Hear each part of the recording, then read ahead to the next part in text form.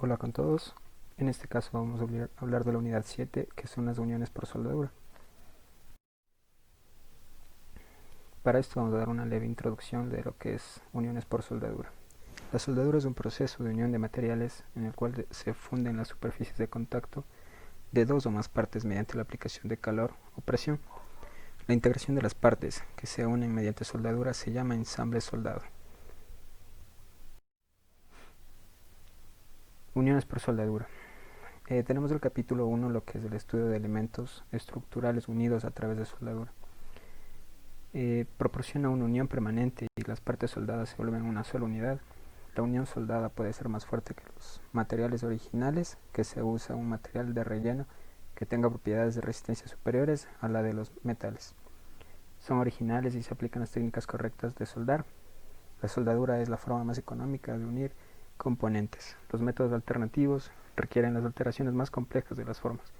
Ejemplo, taladrado de orificios y adición de sujetadores. La soldadura no se limita al ambiente de fábrica, se puede realizar en el campo. Aquí tenemos una imagen de lo que viene siendo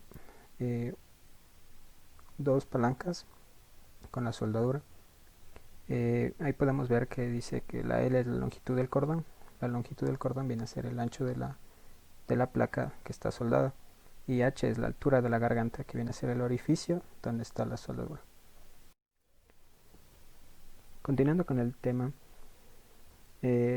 resistencia a las uniones soldadas. Los electrodos que se utilizan en las soldaduras varían en forma considerable. Estos suelen identificarse con el siguiente código: E seguido de 4X. Contando desde la izquierda, la primera y segunda X es la resistencia última en kPa6. La segunda X, posición de la soldadura: 1, toda posición; 2, horizontal plana; 4, toda posición y vertical descendente.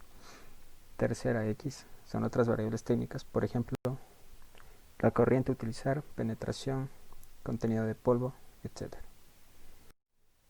Aquí vemos un cuadro.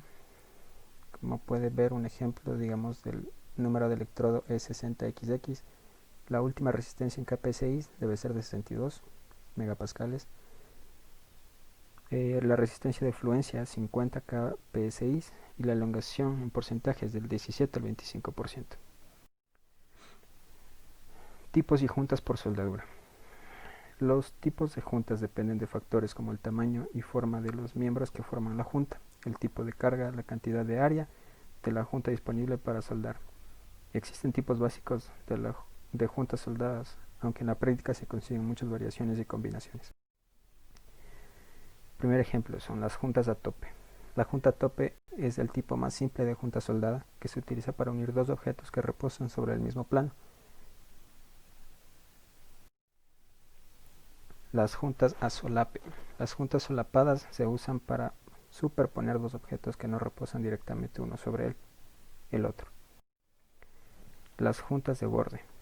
Una junta de borde es similar a una junta a tope, pero se usa sobre los bordes de dos objetos de distribución vertical. Soldadura en T. Las soldaduras en T se utilizan para unir dos objetos en el ángulo adecuado para formar una forma de T. La unión de esquina o L. Las partes en una unión de esquina forman un ángulo de 90 grados y se unen en la esquina del ángulo. Compatibilidad y resistencia de soldaduras. La soldadura por resistencia es un proceso termoeléctrico en el que se genera calor en la interfaz de las piezas que van a unirse. Funciona con el paso de una corriente eléctrica a través de las piezas durante el tiempo controlado con precisión y bajo una presión controlada, también llamada fuerza. Y algunas características es el tiempo de proceso muy corto, no requiere consumibles como materiales o varillas de soldadura, operación segura a causa de la baja tensión, es limpia y ecológica. El resultado es una unión electromecánica fiable. Métodos de soldaduras por resistencia. El proceso de generación de calor.